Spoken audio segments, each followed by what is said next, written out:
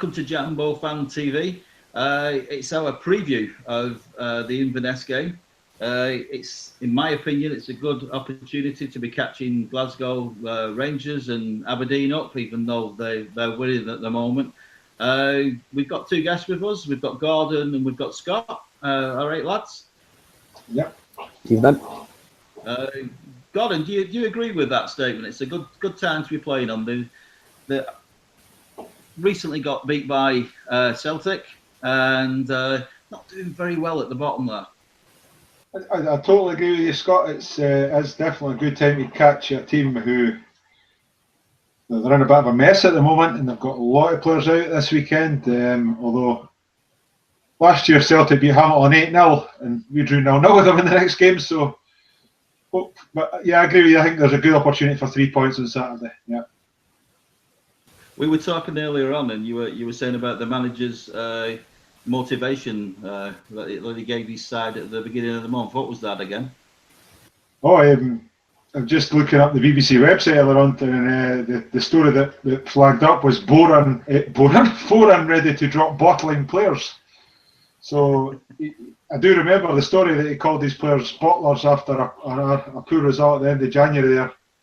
And to me, that's not the way to endear yourself to the players, and it's not been good for him since then. No. If you're skitting your players, you're not going to be able to motivate them to do anything. Scott, what's your opinion on them? What do you see? Are they unlucky to be down there, or do they deserve to be there?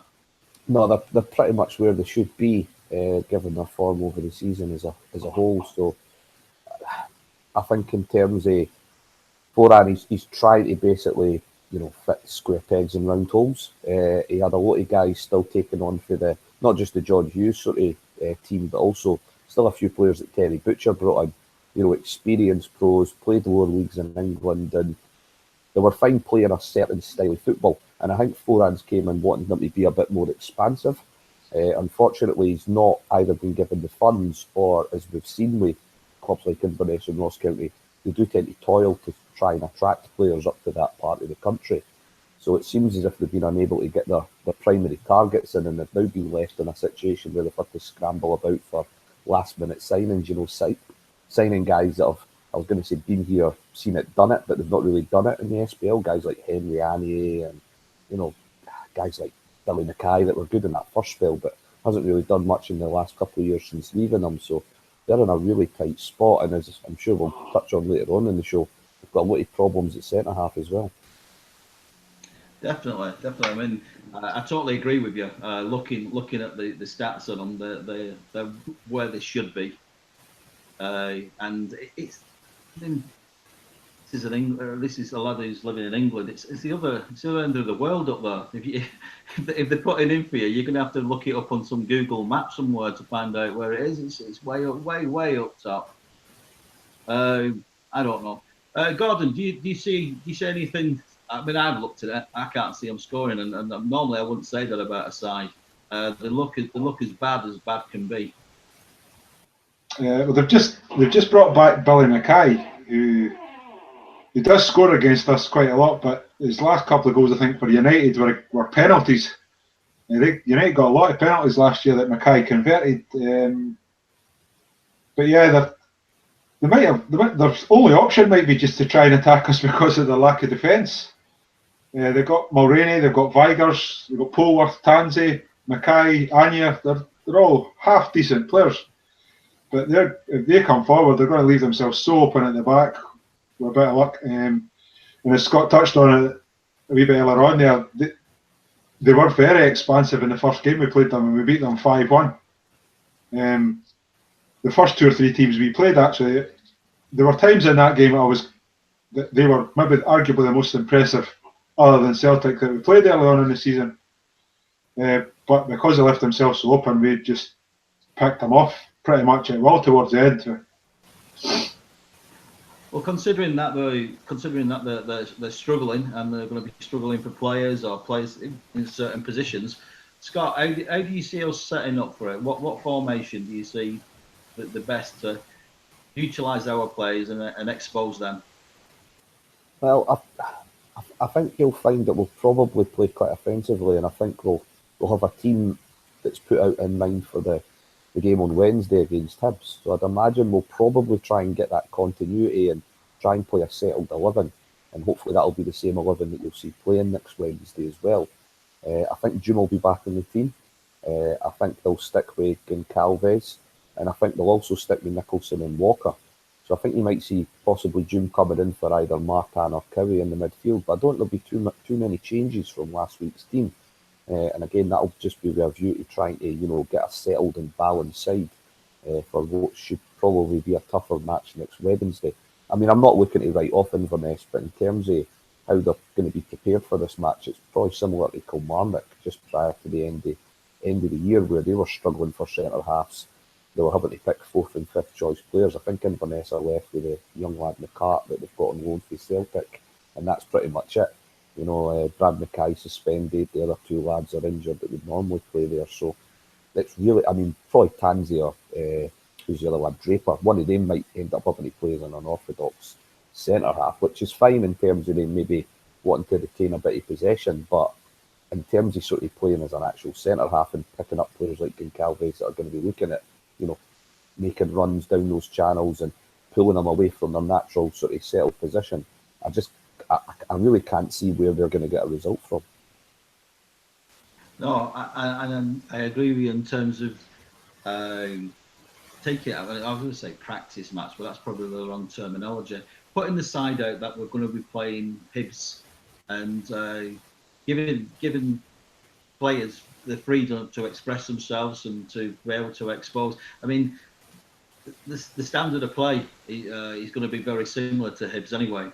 If anything, they might even be a better team than Hibs. So yeah, put a side out there that we're going to play and use those tactics. It is. I'll say it. It is a practice match. That's the way I see it. Unfair, Gordon? No. If you give me the choice of winning either of the two games, I know which one I'd pick. If you Saturday's a practice match, then that's fair enough. But yeah, I agree with what you're saying there, that June should come in probably for Martin, I think. You could maybe make an argument with Kitchen in for Caley for the derby, and possibly Johnston in for Nicholson. But I would be quite happy with that. So I think our back four settled, and we've had 2 clean sheets in a row. So yeah, we've just got to try and sort ourselves out offensively to get ready for the old Hibees next week. You see us setting up as a 4-4-2, Gordon? Maybe not quite as straightforward as that. I can see June being pushed right on. Obviously, so it's always going to be like a 4-1. Steelis is playing it, in my opinion, and then I like either a 3-2 or even another 4-1. I've just got a lot of numbers. What do you think, Scott? How are we going to set up for this one? The leaking goals, massive amount of goals. How are we going to expose that? What's the setup going to be? Yeah, I mean, I think the 4-1-4-1 is something that we have played a few times under Cathro, and I guess it would just depend on who would break away from the midfield. You would imagine that potentially Walker would play originally, sort of in terms of starting, he would be sort of a right or left-sided winger, but then he would cut in as he tends to do to try and find positions in that number 10 role, and maybe as Gordon's quite rightly touched on there, probably June maybe playing just off of somebody like Goncalves. And then you've also got runners in behind him and possibly sort of Kitchen and Martin or Kitchen and Caley, with Jew is sort of just, providing that little bit of cover at the back so that our centre halves can push on if need be as well. So I think the 4-1-4-1's an option. I wouldn't be surprised to see that, but I've got this sneaky feeling that he might go with the 4-3-3 and he might try it again with Nicholson and Walker. Nicholson especially does need some game time. He did look a little bit rusty at the weekend, but that's naturally going to happen. That was his first sort of start apart from the Celtic match recently, so it was good to see him out there and getting a little bit more game time, even if he wasn't really involved in the match much. So that's where I would go. But I think Gordon's suggestion of 4-1-4-1 would also work just as well. Mm-hmm. I'm very old-fashioned, Miana. I like my 4-4-2s, but I can see him. I can see him going with what he wants to do on Wednesday, and I can see him testing that out and tinkering with it. It's a perfect opportunity, Scott, isn't it? Just to tinker with that formation, see what works out there, and mix personnel around. Yeah, potentially. I think they'll be hoping that the fullbacks get a little bit more of an offensive sort of impact on Saturday, because you didn't see much of them in that respect, especially Struner, who's shown just in the sort of handful of games he's played for us and the clips that I've seen of him online as well, that's definitely a very capable side of his game.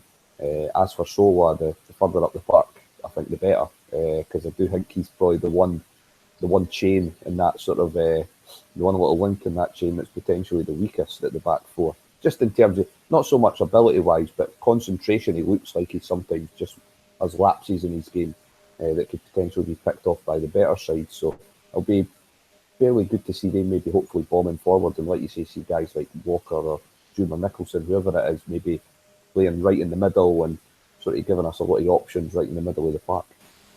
Yeah, I'd love that. Like I said it to you last time. I thought our midfield were weak, and it's just an opportunity for them to show what they can do and get a bit of confidence from it before going in. It's prediction time, lads. I'm going to go straight for you, Gordon. Give us a prediction for this game. Yeah, thanks, Scott. It's 3-0. Maybe give them a goal at a push because they're going to have to come out as a wee bit. But yeah, we've scored 8 goals against them in 2 games. I fully expect another 3 at the weekend. Scott? Well, that's a bit harsh, I suppose. I expect, but yeah, go for it. And Scott? Yeah, pretty much echo what Gordon's saying. I would probably say 3-0 Hearts. It sounds so harsh because Inverness are pretty much if I was going to be asked to pick a second team in this league, then they would probably be that side. But I can't see where they're going to buy a win just now. You know, they're so disorganised. The recruitment in January just smacked of desperation. It didn't seem like there was any actual foresight into, we'll buy these players because they'll link up well together, or this guy will supplement what we've already got. And it just seemed to be a case of, oh, well, I know this player. I've played with him, or I've watched him play for another club in this league. So, again, I just can't see where they're going to buy a win. And without their 2 main choice centre-halves, or even their third choice in Mackay, I really can't see why we couldn't go out there and get 2 or 3. Yeah, I mean, I've probably been very disrespectful to them, but looking at the stats of that, I can't see them scoring. I can't see where they're going to threaten us. Having said that, we'll probably be doing the review where they've spanked us 2 or 3-0 now, but I can't see where that's coming from, to tell you the truth. I'm quite confident. I don't see them scoring. I can see us going 4. I'm going to go 4-0. They're down and disorganised, and it's sad to see, like you say, that they're going to go down, but it's their time, and I think we're going to contribute to that. Thanks very much for coming on, lads. No problem. All right. Give a start. Thank you so much for everybody. We're really surprised how many views we're getting and how many people are subscribing. So keep subscribing if you would, because then you get the email that tells you when our next video is, and you just click on the link. It's so easy. You'll find us on Twitter as well, so don't forget to follow us.